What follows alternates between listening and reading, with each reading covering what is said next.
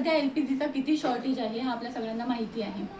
पण आम्ही निश्चिंत होतो कारण आम्हाला माहिती होतं की जानेवारी महिन्यात आम्ही आमचा सिलेंडर भरून ठेवला आहे आणि एक सिलेंडर आम्हाला 2 महिने आरामात पुरतो. आता आमचा सिलेंडर संपला. एक सिलेंडर मी जानेवारी महिन्यात घेऊन ठेवला होता. आता सिलेंडर संपला. मी माझ्या मिस्टरांना सांगितलं की मला सिलेंडर लावून द्या. हे बघू शकता तुम्ही, सिलेंडरची आता सील फोडली आम्ही आणि तो सिलेंडर लावला. तो सिलेंडर लावल्यावर हे बघा, तो सिलेंडर आम्ही लावला आणि सिलेंडर लावल्यावर जेव्हा गॅस सुरू केला, गॅस सुरू होईना. त्यानंतर परत चेक केलं तर लक्षात आलं की सिलेंडर आम्हाला रिकामा दिला आहे. रिकामा सिलेंडर भारत गॅसने सील पॅक करून दिला आहे. आता हा फ्रॉड भारत गॅसने आमच्या बरोबर केला की त्यांचे जे डिलिव्हरी बॉयज येतात त्यांनी केला हे आम्हाला माहिती नाही, पण हा खूप मोठा फ्रॉड आमच्यासोबत झालेला आहे.